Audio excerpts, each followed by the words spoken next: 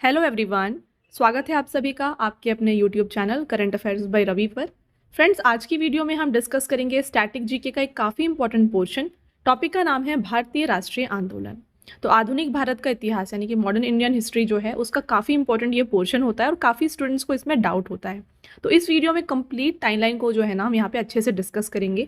1885 से लेकर के 1947 तक जो जो यहाँ पे राष्ट्रीय आंदोलन हुए हैं उनके बारे में मैं आपको बताने वाली हूँ। तो कंप्लीट वीडियो के फ्रेंड्स एंड तक बने रहिएगा। मैंने यहाँ पे आपके लिए सभी क्वेश्चन सेलेक्टेड और मोस्ट इंपॉर्टेंट लिया है। अगर आप किसी भी एग्जाम की तैयारी कर रहे हैं ये वीडियो आपके लिए काफ़ी बेनिफिशियल होने वाला है। और इस वीडियो को देखने के बाद फ्रेंड्स यकीन मानिए कंप्लीटली आपको जो है समझ आ जाएगा ये राष्ट्रीय आंदोलन। ओके, तो स्टार्ट करते हैं वीडियो को और डिस्कस करते हैं सभी इंपॉर्टेंट क्वेश्चंस को। देखिए, सबसे पहले यहाँ पे आता है 1885 से लेकर 1947 तक के इतिहास का घटनाक्रम में हम यहाँ पे डिस्कस करने वाले हैं। सबसे पहले यहाँ पे आता है भारतीय राष्ट्रीय कांग्रेस। तो भारतीय राष्ट्रीय कांग्रेस यानी कि इंडियन नेशनल कांग्रेस, इसका फॉर्मेशन जो है ना 1885 में हुआ था। तो इससे रिलेटेड एग्जाम में कौन कौन से क्वेश्चन आते हैं उनको डिस्कस कर लेते हैं। पहला क्वेश्चन है 1885 में भारतीय राष्ट्रीय कांग्रेस की स्थापना किसकी पहल पर की गई थी। तो जैसा कि मैंने आपको बताया कि भारतीय राष्ट्रीय कांग्रेस इसकी फॉर्मेशन हुई है 1885 में और इसको किसके द्वारा स्थापित किया गया था। तो इसकी स्थापना की है A.O. ह्यूम ने। Option number D friends right answer हो जाएगा। डिटेल में डिस्कस करें इस क्वेश्चन के बारे में। तो देखिए, भारतीय राष्ट्रीय कांग्रेस का गठन जो है 28 दिसंबर 1885 में एलन ऑक्टेवियन ह्यूम द्वारा किया गया था। अन्य संस्थापक सदस्यों में दादा भाई नरोजी और दिनशॉ वाचा भी शामिल हैं। पहला सत्र जो 1885 में वोमेश चंद्र बनर्जी की अध्यक्षता में बॉम्बे में आयोजित किया गया था। तो ध्यान रखिएगा, जो पहला सत्र था इंडियन नेशनल कांग्रेस का ये हुआ था फ्रेंड्स बॉम्बे में और इसके अध्यक्ष थे वोमेश चंद्र बनर्जी। एनी बेसेंट भारतीय राष्ट्रीय कांग्रेस की पहली महिला अध्यक्ष थी। तो अगर आपसे पूछा जाए कि पहली महिला अध्यक्ष कौन थी भारतीय राष्ट्रीय कांग्रेस की, तो ये रही है एनी बेसेंट। अगला क्वेश्चन देखिए आ सकता है आप में। तो सरोजनी नायडू भारतीय राष्ट्रीय कांग्रेस की पहली भारतीय महिला अध्यक्ष है। तो ये हमने डिस्कस किया, पहली महिला अध्यक्ष। सेकंड आप देखेंगे पहली भारतीय महिला अध्यक्ष, ये कौन है, सरोजनी नायडू। नेक्स्ट यहाँ पे आता है आंदोलन, क्या आता है देखिए, बंगाल का विभाजन।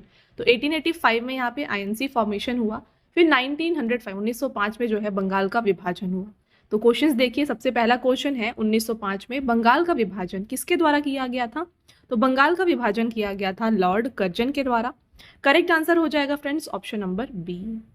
देखिए, डिटेल में बात करें तो 19 जुलाई 1905 को भारत के तत्कालीन वॉइसरॉय लॉर्ड कर्जन ने बंगाल के विभाजन की घोषणा की थी और 16 अक्टूबर 1905 को जो है इसे लागू किया गया था। विभाजन के बाद बंगाल को पश्चिमी बंगाल और पूर्वी बंगाल में बांट दिया गया था। नेक्स्ट 12 दिसंबर 1911 को लॉर्ड हार्डिंग ने बंगाल को फिर से संगठित किया। तो पहले यहाँ पे देखिए विभाजन हुआ था बंगाल का, इसके बाद फ्रेंड्स 1911 में जो है ना अगेन इसको संगठित किया गया था। किसके द्वारा, उस समय वाइसरॉय थे लॉर्ड हार्डिंग। राइट, तो आपको ये दोनों वाइसरॉय के नाम जो है याद रखना है, लॉर्ड कर्जन और लॉर्ड हार्डिंग। नेक्स्ट यहाँ पे आता है मुस्लिम लीग। अब देखिए फ्रेंड्स 1905 में, उसके बाद आता है 1906 में मुस्लिम लीग का formation. Question, all India Muslim league की स्थापना कब हुई थी।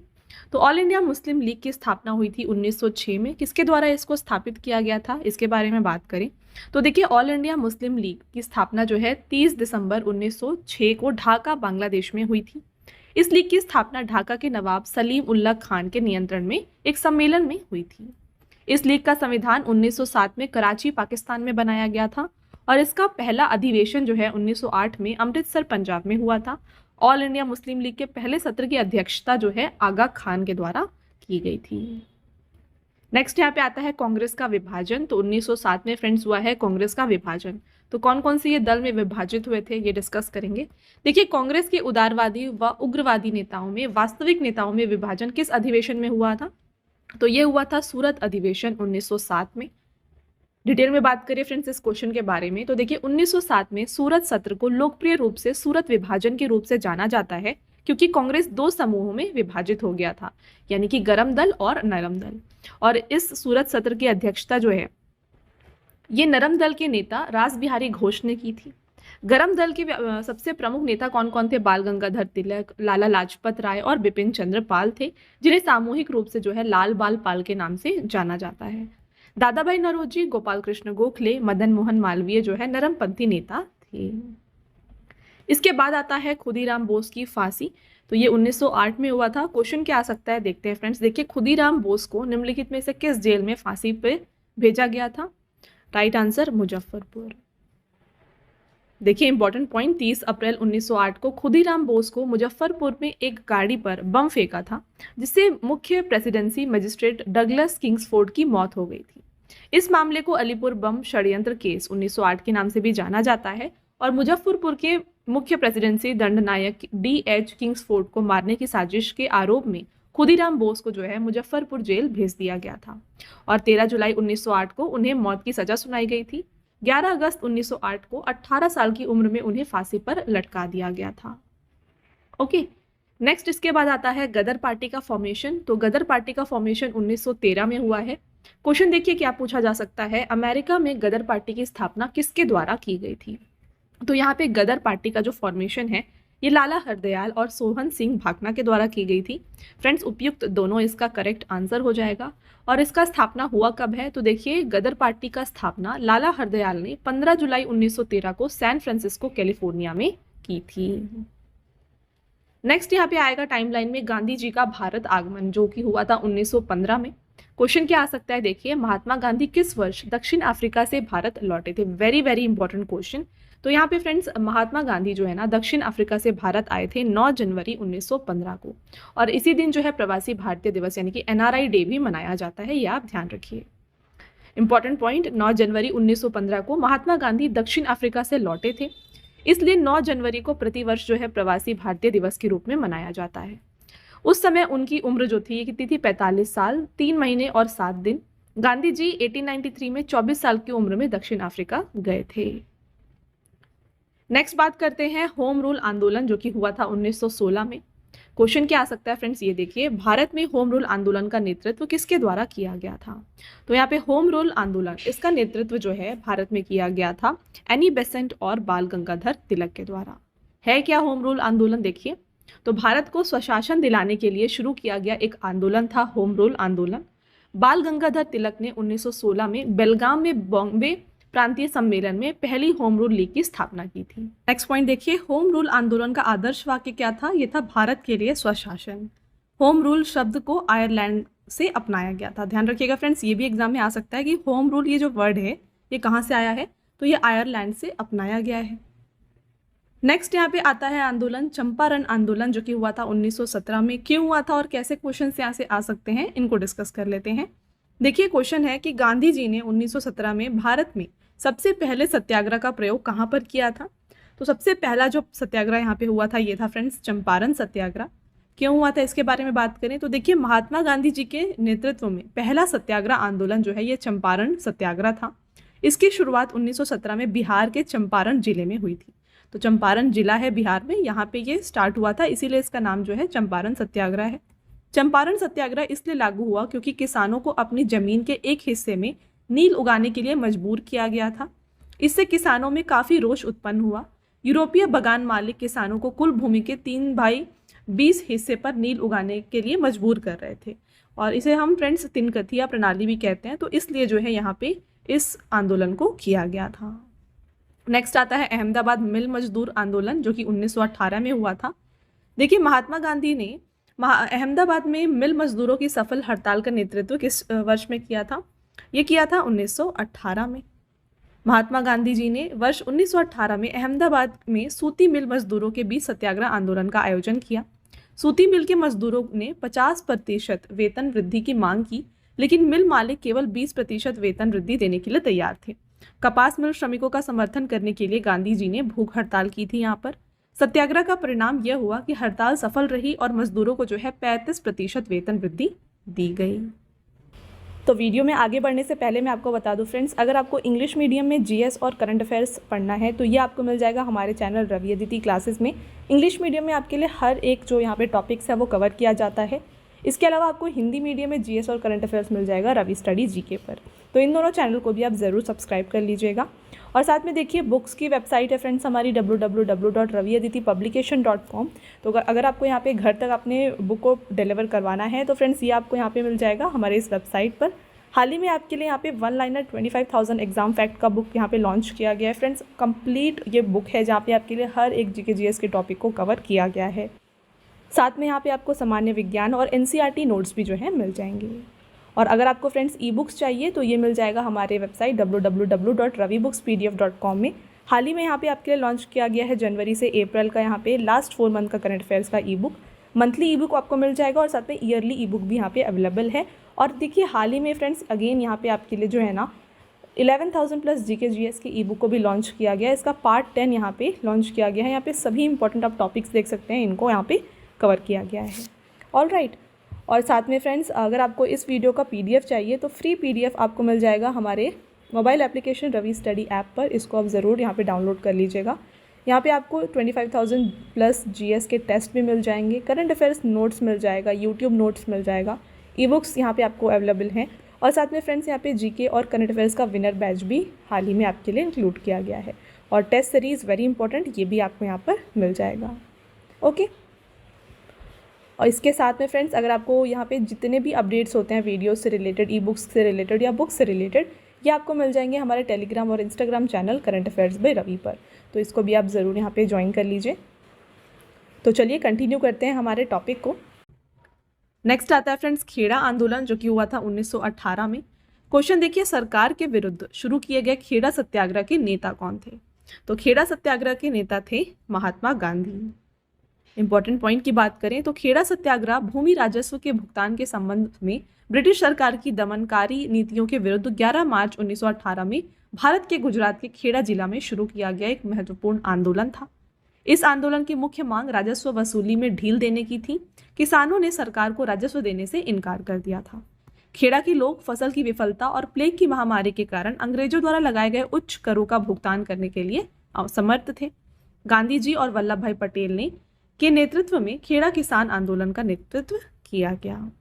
तो आई होप आपको फ्रेंड्स ये क्लियर है। नेक्स्ट आता है यहाँ पे रॉलेट एक्ट, जो कि हुआ था 1919 में। इसके बारे में बात करें तो क्वेश्चन देखिए, रॉलेट एक्ट का उद्देश्य क्या था? तो इसका उद्देश्य था सरकार द्वारा बिना मुकदमा दायर किए किसी व्यक्ति को बंदी बनाना। डिटेल में बात करें तो रॉलेट एक्ट को 6 फरवरी 1919 को पारित किया गया था। इस अधिनियम के तहत सरकार को किसी भी संदिग्ध को बिना मुकदमे के जेल में डालने और सजा देने का अधिकार दिया गया था। तो यहाँ पे महात्मा गांधी ने इसे ब्लैक एक्ट का नाम दिया और इस अधिनियम को लॉर्ड चेम्सफोर्ड के कार्यकाल में पारित किया गया था। तो फ्रेंड्स 1919 में ही रॉलेट एक्ट के साथ यहाँ पे जलियांवाला बाग हत्याकांड भी हुआ था। ये जो टॉपिक है फ्रेंड्स एग्जाम में काफ़ी रिपीट होता है। तो क्वेश्चन क्या आ सकता है यहाँ पर देखिए, जलियांवाला बाग हत्याकांड की घटना कब हुई थी? तो आपको एग्जैक्ट डेट के साथ क्वेश्चन पूछा जाता है। तो ये हुई थी 13 अप्रैल 1919 को। डिटेल में बात करें क्या है जलियांवाला बाग हत्याकांड, तो देखिए जलियांवाला बाग हत्याकांड, जिसे अमृतसर नरसंहार के नाम से भी जाना जाता है, ये 13 अप्रैल 1919 को हुआ था। बैसाखी के दिन ब्रिटिश सेना ने जलियांवाला बाग के निहत्थे भारतीयों पर गोलियां चला दी, जिसके परिणाम स्वरूप वहां सैकड़े लोग मारे गए थे। इस घटना के पीछे की वजह भारतीय स्वतंत्रता समर्थक नेताओं डॉक्टर सैफुद्दीन किचलू और डॉक्टर सत्यपाल की गिरफ्तारी थी। ठीक है, क्योंकि इन्हें गिरफ्तार किया गया था, इसलिए फ्रेंड्स यहाँ पे ये हत्याकांड हुआ था। इस हत्याकांड के लिए पंजाब के lieutenant governor Michael O'Dwyer को सीधे तौर पर जिम्मेदार ठहराया गया था।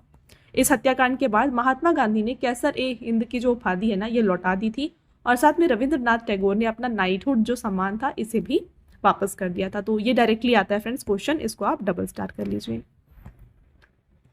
ओके, चलिए आगे बढ़ेंगे। अब आता है यहाँ पे खिलाफत आंदोलन, जो कि 1919 से 1922 के बीच में हुआ था। खिलाफत आंदोलन का नेतृत्व किसके द्वारा किया गया था?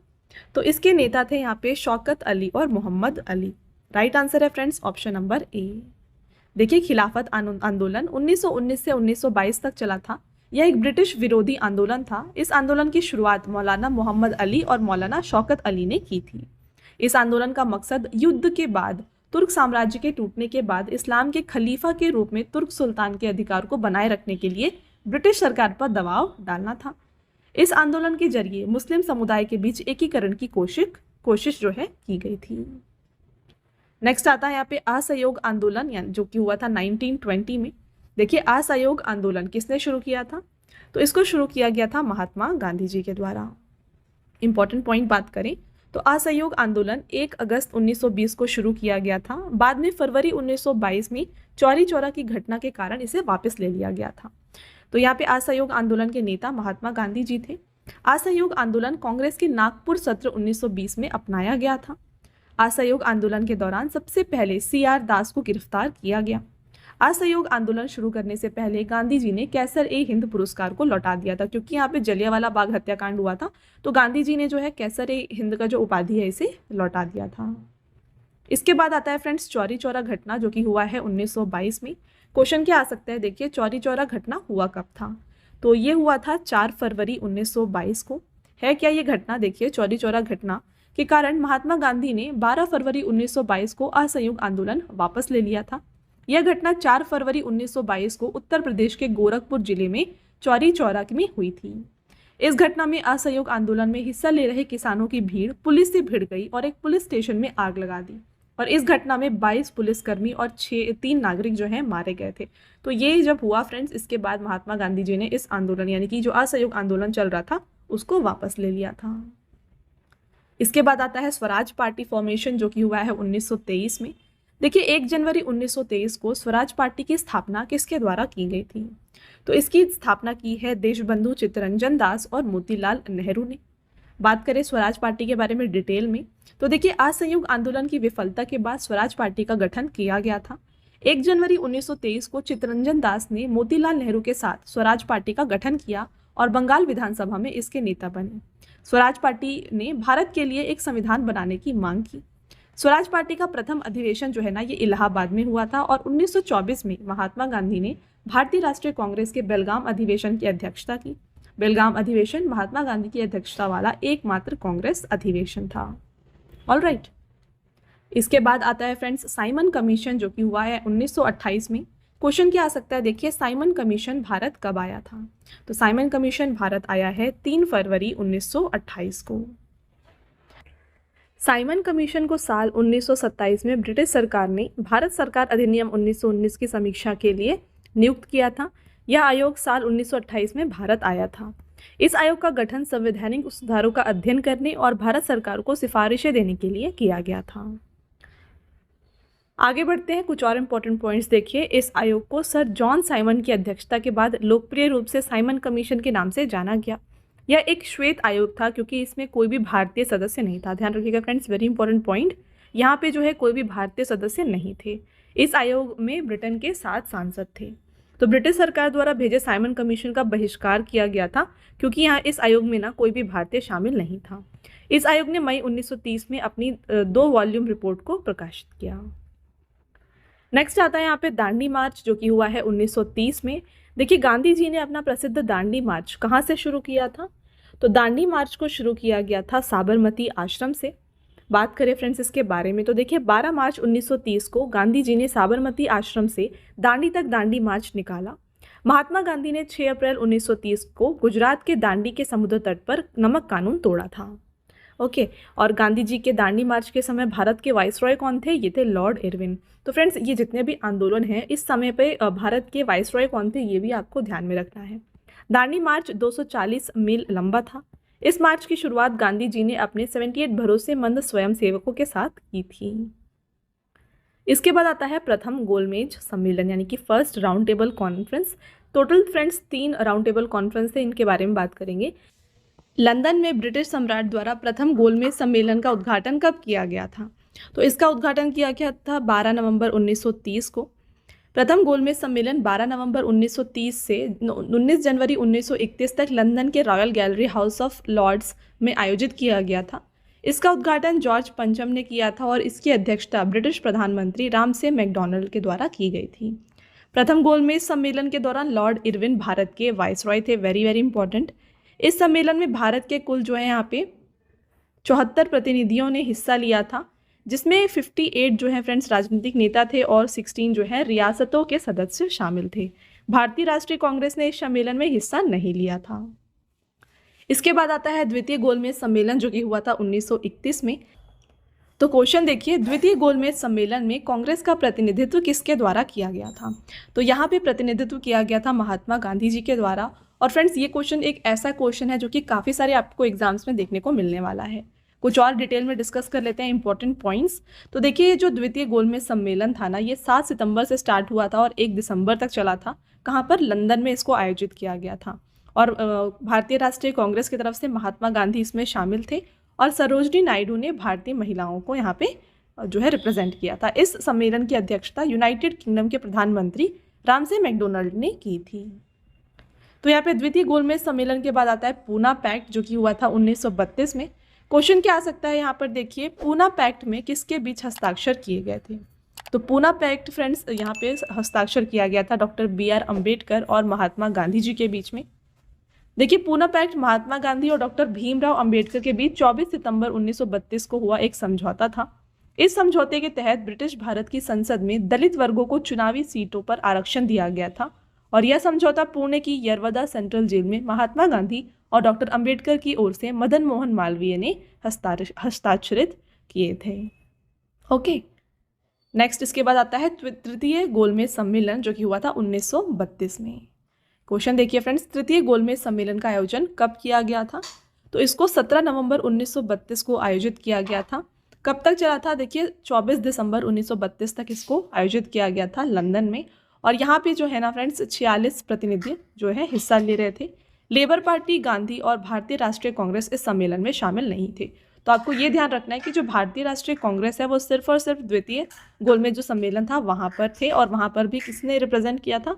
महात्मा गांधी ने उन्हें रिप्रेजेंट किया था। नेक्स्ट देखिए, अगर आपसे पूछा जाए कि तीनों गोलमेज सम्मेलन में कौन शामिल थे, तो डॉक्टर BR अम्बेडकर, तेज बहादुर सप्रू, MR जयकर, NM जोशी और CN मुदलियार, ये सभी जो है ना तीनों गोलमेज सम्मेलन में शामिल थे। नेक्स्ट इसके बाद आता है भारत सरकार अधिनियम, जो कि वेरी वेरी इंपॉर्टेंट, ये हुआ था 1935 में। क्वेश्चन क्या आ सकता है? देखिए भारत सरकार अधिनियम 1935 के समय भारत का वाइसरॉय कौन थे? तो इस समय भारत के वाइसरॉय थे Lord Willingdon. Friends option number A इसका राइट आंसर हो जाएगा। देखिए भारत सरकार अधिनियम 1935 को ब्रिटिश संसद ने 1935 में पारित किया था और ये जो है 1937 में लागू हुआ था। यह लॉर्ड लिनलिथगो के नेतृत्व वाली संयुक्त चयन समिति की रिपोर्ट पर आधारित था। भारत सरकार अधिनियम 1935 के द्वारा बर्मा को भारत से अलग किया गया था। और साथ में देखिए भारत सरकार अधिनियम 1935 के द्वारा भारत परिषद को समाप्त कर दिया गया था। नेक्स्ट आता है मुस्लिम लीग। अगेन देखिए क्या है रिलेटेड इससे 1940 में। तो मुस्लिम लीग ने पाकिस्तान की मांग का प्रस्ताव सर्वप्रथम कांग्रेस के किस अधिवेशन में किया था? तो इन्होंने फ्रेंड्स यहाँ पे पाकिस्तान का मांग किया था 1940 के लाहौर अधिवेशन में। Option number A right answer है। देखिए मुस्लिम लीग ने 1940 में लाहौर में आयोजित अपने अधिवेशन में एक अलग मुस्लिम राज्य यानी पाकिस्तान की मांग की थी। इस प्रस्ताव को लाहौर प्रस्ताव या फिर पाकिस्तान प्रस्ताव के नाम से भी जाना जाता है। मुस्लिम लीग द्वारा पाकिस्तान की मांग को पूरा करने के साधन के रूप में 16 अगस्त 1946 को प्रत्यक्ष कार्रवाई दिवस घोषित किया गया था। चलिए आगे बढ़ते हैं फ्रेंड्स, और नेक्स्ट आता है क्रिप्स मिशन 1942। तो क्रिप्स मिशन भारत में किस वर्ष आया था? तो बात करें क्रिप्स मिशन की तो ये भारत में आया है फ्रेंड्स 1942 में। राइट आंसर हो जाता है ऑप्शन नंबर डी। तो क्रिप्स मिशन को ब्रिटिश सरकार द्वारा मार्च 1942 में ब्रिटिश युद्ध प्रयासों के लिए भारतीय सहयोग और समर्थन को सुरक्षित करने के उद्देश्य से भेजा गया था। क्रिप्स मिशन के प्रस्तावों को post dated cheque Mahatma Gandhi ने माना। जवाहरलाल नेहरू और मौलाना आज़ाद क्रिप्स मिशन के आधिकारिक वार्ताकार थे। जब लॉर्ड लिनलिथगो वाइसरॉय थे तब क्रिप्स मिशन ने भारत का दौरा किया। भारत में क्रिप्स मिशन के समय ब्रिटिश प्रधानमंत्री विंस्टन चर्चिल थे। क्रिप्स मिशन की विफलता के बाद 1942 में भारत छोड़ो आंदोलन शुरू किया गया। तो देखिए ठीक क्रिप्स मिशन के बाद जो है, क्योंकि ये विफल हो गया था, इसके बाद आया भारत छोड़ो आंदोलन जो कि हुआ था अगेन 1942 में। क्वेश्चन देखते हैं यहाँ पे क्या आ सकता है। देखिए 1942 में कांग्रेस के बॉम्बे अधिवेशन में भारत छोड़ो प्रस्ताव किसके द्वारा लाया गया था? तो ये प्रस्ताव लाया गया था जवाहरलाल नेहरू जी के द्वारा। राइट आंसर है friends option number A. Important point, Bharat छोड़ो आंदोलन का प्रस्ताव जवाहरलाल नेहरू द्वारा किया गया था। भारत छोड़ो प्रस्ताव को महात्मा गांधी ने 8 अगस्त 1942 को मुंबई के ग्वालियर टैंक मैदान में अखिल भारतीय कांग्रेस कमेटी के सत्र में पारित किया था। इस प्रस्ताव का मकसद भारत में ब्रिटिश शासन को खत्म करना था। इस आंदोलन को अगस्त आंदोलन या फिर अगस्त क्रांति के नाम से भी जाना जाता है, ये आप ध्यान रखिए। तो फ्रेंड्स अगर आपसे पूछा जाए कि यहाँ पे भारत छोड़ो जो ये नारा है ये किसके द्वारा दिया गया है, तो कांग्रेस के नेता यूसुफ मेहर अली के द्वारा ये नारा दिया गया था। नेक्स्ट क्वेश्चन, भारत छोड़ो आंदोलन के समय गांधी जी को गिरफ्तार करके कौन सी जेल में रखा गया था? इनको रखा गया था पूना जेल में। इंपॉर्टेंट पॉइंट की बात करें तो भारत छोड़ो आंदोलन के दौरान 9 अगस्त 1942 की सुबह महात्मा गांधी समेत कांग्रेस के ज़्यादातर नेताओं को गिरफ्तार कर लिया गया था। गांधी जी को पूना की जेल में रखा गया, जबकि नेहरू, आज़ाद और दूसरे नेताओं को अहमदनगर किले के हिरासत में रखा गया था। इस आंदोलन के दौरान गांधी जी ने करो या मरो का नारा दिया था। डू और डाई जो है ये नारा दिया गया था महात्मा गांधी जी के द्वारा। भारत छोड़ो आंदोलन गांधी जी द्वारा 9 अगस्त 1942 को द्वितीय विश्व युद्ध के दौरान भारत में शुरू किया गया था। यहाँ पे देखिए एक और क्वेश्चन इंपॉर्टेंट है इस टॉपिक से। अगस्त आंदोलन के दौरान अंग्रेजों ने कौन सा ऑपरेशन शुरू किया था? तो यहाँ पे शुरू किया गया था ऑपरेशन जीरो ओवर। इसके बाद आता है शिमला सम्मेलन, जो कि हुआ था 1945 में। क्वेश्चन देखिए, शिमला सम्मेलन किस वर्ष में आयोजित किया गया था? तो इसको आयोजन किया गया था 1945 में। देखिए शिमला सम्मेलन भारत शिमला में वायसरॉय लॉर्ड वेविल और ब्रिटिश भारत के प्रमुख राजनीतिक नेताओं के बीच में एक बैठक था। शिमला सम्मेलन में कुल 22 प्रतिनिधि जो थे शामिल थे। सम्मेलन 24 जून 1945 को शिमला में शुरू हुआ और 14 जुलाई 1945 तक चला। तो देखिए फ्रेंड्स, ये इस समय तक चला, बट ये जो है ना विफल हो गया था। क्यों विफल हुआ था? देखिए शिमला सम्मेलन विफल साबित हुआ क्योंकि मुस्लिम लीग ने शिमला सम्मेलन में शर्त रखी थी कि वायसरॉय की कार्यकारिणी में जितने भी लोग होंगे, नियुक्त होंगे, वो सभी जो होंगे मुस्लिम जो सदस्य होंगे उनका स्वयं चयन ये करेंगे। तो इसलिए जो है ये जो है फ्रेंड्स यहाँ पे विफल हो गया था। इसके बाद आता है कैबिनेट मिशन योजना, जो कि हुआ है 1946 में। देखिए कैबिनेट मिशन योजना किस वर्ष में स्थापित किया गया? Right answer 1946। तो कैबिनेट मिशन भारत में संविधान निर्माण के तरीके पर विचार विमर्श करने के लिए साल 1946 में आया था। इसका मकसद भारत को शांतिपूर्ण तरीके से सत्ता हस्तांतरित करना और संविधान बनाने पर आम सहमति बनाना था। इस मिशन की घोषणा इंग्लैंड के प्रधानमंत्री क्लेमेंट एटली ने की थी और 24 मार्च 1946 को ब्रिटिश कैबिनेट ने 3 सदस्य, कौन कौन थे वो? लॉर्ड पैथिक लॉरेंस जो कि भारत सचिव थे, सर स्टैनफोर्ड क्रिप्स जो कि व्यापार बोर्ड के अध्यक्ष थे, और A.V. अलेक्जेंडर जो कि नौसेना मंत्री थे। ये तीनों जो है भारत आए थे। इसके बाद टाइमलाइन में आता है भारतीय स्वतंत्रता अधिनियम 1947। तो किस कानून द्वारा जो है भारत और पाकिस्तान 2 स्वतंत्र राष्ट्रों में विभाजित हुए थे? तो ये अधिनियम था भारतीय स्वतंत्रता अधिनियम 1947। भारत का विभाजन 1947 में ब्रिटिश भारत का विभाजन था, जिसके साथ ही पाकिस्तान का भी जो है निर्माण हुआ। 3 जून 1947 को माउंटबेटन ने एक प्रेस कॉन्फ्रेंस में भारत के विभाजन की घोषणा की थी और 15 अगस्त 1947 को आज़ादी की तारीख भी घोषित यहीं पर की गई थी। 1947 में लॉर्ड माउंटबेटन द्वारा घोषित भारत और पाकिस्तान सीमा आयोग के अध्यक्ष कौन थे? ये सिरिल रैडक्लिफ थे। और फ्रेंड्स इसीलिए देखिए जो भारत और पाकिस्तान का बॉर्डर है इसे हम रैडक्लिफ नाम से भी जानते हैं, राइट? उसका नाम है रैडक्लिफ लाइन।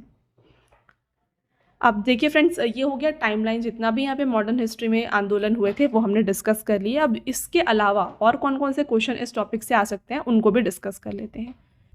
तो यहाँ पे क्वेश्चन है, आज़ाद हिंद फौज का गठन किसके द्वारा किया गया था? तो इसका गठन किया था सुभाष चंद्र बोस ने। 21 अक्टूबर 1943 को सुभाष चंद्र बोस ने सिंगापुर में आज़ाद हिंद फौज का गठन किया। ध्यान रखिएगा, इसका गठन हुआ था सिंगापुर में।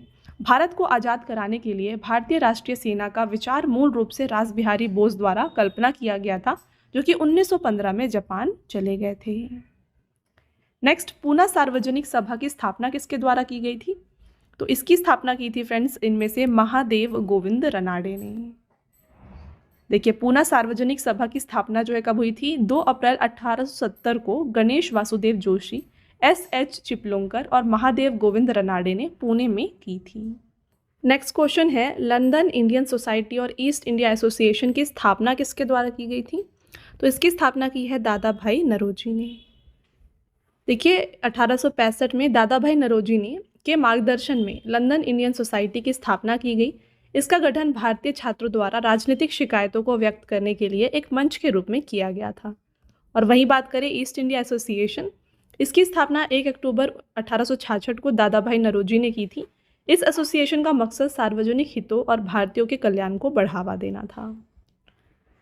नेक्स्ट आता है, स्वतंत्रता मेरा जन्मसिद्ध अधिकार है और मैं इसे लेकर रहूँगा। ये कथन किसके द्वारा दिया गया? तो ये दिया गया है बाल गंगाधर तिलक के द्वारा। तिलक को भारतीय अशांति का जनक की भी जाना जाता है। वह चरमपंथी गुट के ताल्लुक रखते थे।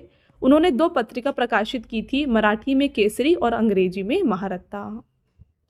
आपका नेक्स्ट क्वेश्चन रहेगा, अप्रैल 1920 में दिल्ली की केंद्रीय असेंबली में बम फेंकने वाले क्रांतिकारी नेता कौन थे? तो ये थे सरदार भगत सिंह। देखिए 8 अप्रैल 1929 को भगत सिंह और बटुकेश्वर दत्त ने दिल्ली स्थित केंद्रीय विधानसभा में बम फेंका था। बटुकेश्वर दत्त के खिलाफ केंद्रीय विधानसभा बम मामला 1929 दायर किया गया था। उन्होंने केंद्रीय विधानसभा हॉल में आगंतुक गैलरी से इंकलाब जिंदाबाद के नारे लगाने शुरू कर दिए थे। नेक्स्ट क्वेश्चन, निम्नलिखित में से किसने तीनों गोलमेज सम्मेलनों में भाग लिया है? तो फ्रेंड्स, हमने जब यहाँ पे गोलमेज सम्मेलन के बारे में डिस्कस किया, वहाँ मैंने आपको बताया था कौन कौन जो थे तीनों गोलमेज सम्मेलन में शामिल थे। तो इनमें से ऑप्शन में आपको दिख रहा होगा, देखिए BR अम्बेडकर, ये तीनों ही गोलमेज सम्मेलन में शामिल थे। अगला क्वेश्चन, महात्मा गांधी जी ने किस गोलमेज सम्मेलन में भाग लिया था? तो ये इन्होंने लिया था द्वितीय गोलमेज सम्मेलन में, और ये जो है रिप्रेजेंट कर रहे थे कांग्रेस को। अगला क्वेश्चन रहेगा, कांग्रेस के उग्रवादी तथा उदारवादी नेताओं में पुनः मेल किस अधिवेशन में हुआ था? तो इनका पुनः मेल हुआ था लखनऊ अधिवेशन 1916 में। देखिए फ्रेंड्स, यहाँ पे 1916 में भारतीय राष्ट्रीय कांग्रेस के लखनऊ अधिवेशन की अध्यक्षता अंबिका चरण मजुमदार के द्वारा की गई थी, और यहाँ पर जो है ना कांग्रेस के उग्रवादी और उदारवादी नेताओं का पुनः मेल हुआ था। नेक्स्ट क्वेश्चन, सिपाही विद्रोह के समय भारत का गवर्नर जनरल कौन थे? ये रहे थे लॉर्ड कैनिंग। देखिए 1857 में सिपाही विद्रोह 10 मई 1857 को मेरठ में शुरू हुआ था। यह विद्रोह ब्रिटिश ईस्ट इंडिया कंपनी के शासन के खिलाफ बंगाल प्रेसिडेंसी के सिपाहियों के द्वारा शुरू किया गया था, और यह विद्रोह 20 जून 1858 को ग्वालियर में खत्म हुआ था। नेक्स्ट क्वेश्चन रहेगा, यंग इंडिया पुस्तक के लेखक कौन है? तो यंग इंडिया इस पुस्तक को लिखा गया है लाला लाजपत राय के द्वारा। अगला क्वेश्चन है, लखनऊ समझौता कब हुआ था? तो फ्रेंड्स, बात करें लखनऊ समझौता, तो ये हुआ था 1916 में। 1916 का लखनऊ समझौता भारतीय राष्ट्रीय कांग्रेस और मुस्लिम लीग के बीच एक समझौता था। 1916 के लखनऊ समझौते पर बाल गंगाधर तिलक और मोहम्मद अली जिन्ना के बीच हस्ताक्षर हुए थे। 1916 में भारतीय राष्ट्रीय कांग्रेस के लखनऊ अधिवेशन की अध्यक्षता जो है ये अंबिका चरण मजुमदार के द्वारा किया गया था। नेक्स्ट क्वेश्चन रहेगा, वर्ष 1857 के संदर्भ में किसे उसके मित्र ने धोखा दिया तथा अंग्रेजों द्वारा बंदी बनाकर मार दिया गया? Right answer, Tatya Tope. तात्या टोपे को नरवर के राजा मान सिंह ने धोखा दिया था। कांग्रेस द्वारा पूर्ण स्वाधीनता का प्रस्ताव कब और कहां पर पारित किया गया था? तो ये कांग्रेस का लाहौर अधिवेशन में पारित किया गया था 1929 में। देखिए, भारतीय राष्ट्रीय कांग्रेस ने 19 दिसंबर 1929 को अपने लाहौर सत्र में पूर्ण स्वराज यानी कि पूर्ण स्वतंत्रता का प्रस्ताव पारित किया था, और इस अधिवेशन में जवाहरलाल नेहरू जो थे ये कांग्रेस के अध्यक्ष थे। 31 दिसंबर 1929 को नेहरू ने रावी नदी के किनारे तिरंगा फहराया और पूर्ण स्वराज की मांग की, और उन्होंने 26 जनवरी 1930 को स्वतंत्रता के लिए निर्धारित तिथि बताई थी। राइट। अगला क्वेश्चन आता है, वर्ष 1939 में कांग्रेस छोड़ने के बाद सुभाष चंद्र बोस ने किस दल की स्थापना की थी? तो कांग्रेस के छोड़ के फ्रेंड्स इन्होंने फॉरवर्ड ब्लॉक को स्थापित किया था। तो यहाँ पे ऑल इंडिया फॉरवर्ड ब्लॉक एक वामपंथी राष्ट्रवादी राजनीतिक पार्टी थी, जिसकी स्थापना जो है ना 1939 में सुभाष चंद्र बोस ने पश्चिम बंगाल में की थी। नेक्स्ट क्वेश्चन, गांधी इरविन समझौता कब हुआ था? तो यहाँ पे गांधी इरविन समझौता हुआ था 5 मार्च 1931 को। गांधी इरविन समझौता भारत के सविनय अवज्ञा आंदोलन से संबंधित था। इस समझौते पर 5 मार्च 1931 को महात्मा गांधी और लॉर्ड इरविंग ने हस्ताक्षर किए थे। गांधी इरविन समझौते के अनुसार गांधी जी ने सविनय अवज्ञा आंदोलन स्थगित किया और दूसरे गोलमेज सम्मेलन में भाग लेने के लिए वो सहमत हुए थे। नेक्स्ट क्वेश्चन है, कांग्रेस संगठन उदारवादी तथा उग्रवादी गुटों में कब विभाजित हुआ था? Right answer 1907। तो यहाँ पर देखिए, सूरत विभाजन 1907 में सूरत में हुए कांग्रेस के वार्षिक अधिवेशन के रूप में से जाना जाता है। सूरत अधिवेशन ने कांग्रेस के भीतर उदारवादी और चरमपंथी नामक क्रांतिकारियों की 2 शाखाओं का निर्माण किया। आपका नेक्स्ट क्वेश्चन रहेगा, डॉक्टर राजेंद्र प्रसाद के अनुसार पाकिस्तान के जनक कौन है? Right answer Lord Minto. 18 फरवरी 1946 को जल सेना के द्वारा खुला विद्रोह कहाँ पर किया गया था? ये किया गया था फ्रेंड्स बॉम्बे में। बात करें इनके बारे में तो देखिए, नौसैनिक जहाज HMIS तलवार पर नौसेना के अधिकारियों ने रहने की स्थिति और उन्हें दिए जाने वाले भोजन का विरोध करना शुरू कर दिया, और विरोध 18 फरवरी 1946 को शुरू हुआ। आगे बढ़ेंगे फ्रेंड्स, और आपका नेक्स्ट क्वेश्चन है इंडियन मुस्लिम लीग की स्थापना कब की गई थी। तो मुस्लिम लीग की स्थापना हुई है 1906 में। देखिए, ऑल इंडिया मुस्लिम लीग का गठन जो है ढाका बांग्लादेश में हुआ था 30 दिसंबर 1906 को, और यह एक राजनीतिक दल था जो पाकिस्तान को अलग मुस्लिम बहुल राष्ट्र के रूप में स्थापित करने के लिए ब्रिटिश शासन के दौरान स्थापित किया गया था। और इस दल के नेता कौन थे? मोहम्मद अली जिन्ना। द्विराष्ट्र सिद्धांत का प्रतिपादन किसके द्वारा किया गया था? तो ये मोहम्मद अली जिन्ना के द्वारा किया गया। तो यहाँ पर देखिए, द्विराष्ट्र सिद्धांत को सर सैयद अहमद खान का वास्तविक जनक माना जाता है। हालांकि 20वीं सदी की शुरुआत में पाकिस्तान के संस्थापक मोहम्मद अली जिन्ना ने भी इस सिद्धांत का प्रस्ताव रखा था। आपका नेक्स्ट क्वेश्चन, भारत सेवक समाज के संस्थापक कौन हैं? तो ये हैं गोपाल कृष्ण गोखले। बात करें इनके बारे में फ्रेंड्स डिटेल में, तो देखिए, भारत सेवक समाज या the servants of India society का गठन पुणे महाराष्ट्र में 12 जून 1905 को गोपाल कृष्ण गोखले के द्वारा किया गया था। और इस समाज का उद्देश्य भारत के नागरिकों के लिए स्वैच्छिक सेवा के रास्ते खोजना और विकसित करना था। नेक्स्ट क्वेश्चन है, डेक्कन एजुकेशन सोसाइटी की स्थापना किसके द्वारा की गई थी? तो इसकी स्थापना बाल गंगाधर तिलक और गोपाल गणेश अगरकर ने की है। ए और बी दोनों इसका राइट आंसर है। देखिए, डेक्कन एजुकेशन सोसाइटी की स्थापना जो है 1884 में कहाँ पर हुई थी? पुणे में। नेक्स्ट रहेगा, संपूर्ण भारत में प्रथम स्वाधीनता दिवस कब मनाया गया? ये 26 जनवरी 1930 को मनाया गया। बंगाल में क्रांतिकारी नेताओं द्वारा किस संस्था की स्थापना की गई? तो यहाँ पे स्थापित किया गया अनुशीलन समिति। कांग्रेस के प्रथम अधिवेशन की अध्यक्षता किसके द्वारा की गई थी? इसके अध्यक्ष थे फ्रेंड्स व्योमेश चंद्र बनर्जी। अगला क्वेश्चन रहेगा, वर्नाकुलर प्रेस एक्ट किसके शासन में पारित किया गया था?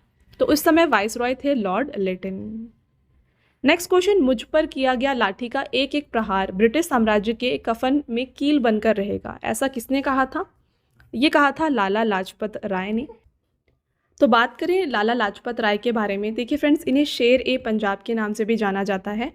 और 19 मई 1894 को लाला लाजपत राय ने पंजाब नेशनल बैंक की स्थापना की थी।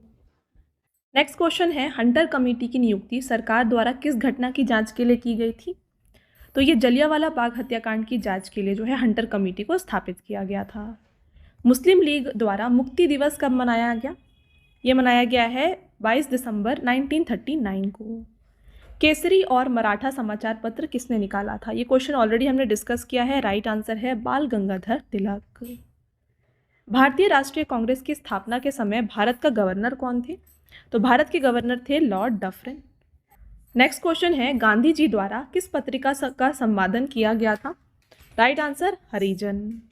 जलियांवाला बाग हत्याकांड के विरोध में सर नाइटहुड का खिताब किसके द्वारा वापस कर दिया गया था? तो ये वापस किया था रविंद्रनाथ टैगोर ने। फ्रेंड्स, नेक्स्ट क्वेश्चन को देखिए, इंडियन सिविल सर्विसेज की परीक्षा पास करने वाले पहले भारतीय कौन थे? ये हैं सत्येंद्र नाथ ठाकुर। इल्बर्ट विधेयक किस वाइसरॉय के काल में पेश किया गया था? तो इसको लॉर्ड रिपन के समय पे पेश किया गया। अगला क्वेश्चन, 1857 के विद्रोह के दौरान कुंवर सिंह किस स्थान के नेता थे? तो ये नेता थे बिहार के। आपका नेक्स्ट क्वेश्चन रहेगा, किस गवर्नर जनरल की तुलना औरंगजेब से की जाती है? तो ये लॉर्ड कर्जन की जो तुलना है ये औरंगजेब से की जाती है। फ्रेंड्स, आपका नेक्स्ट एंड लास्ट क्वेश्चन, भारतीय राष्ट्रवाद के पिता कौन कहलाते हैं? तो ये कहा जाता है महात्मा गांधी को। राइट आंसर है ऑप्शन नंबर ए। फ्रेंड्स, ये हो गए आपके सभी इंपॉर्टेंट क्वेश्चन। टॉप 70 क्वेश्चंस हमने इस वीडियो में डिस्कस किया है। अब आता है आपका टेस्ट क्वेश्चन, जिसका आंसर आपको हमें कमेंट करके बताना है। पहला टेस्ट क्वेश्चन है, 1905 में बंगाल का विभाजन किसके द्वारा किया गया? और अगला टेस्ट क्वेश्चन रहेगा, जलियांवाला बाग हत्याकांड की घटना कब हुई थी?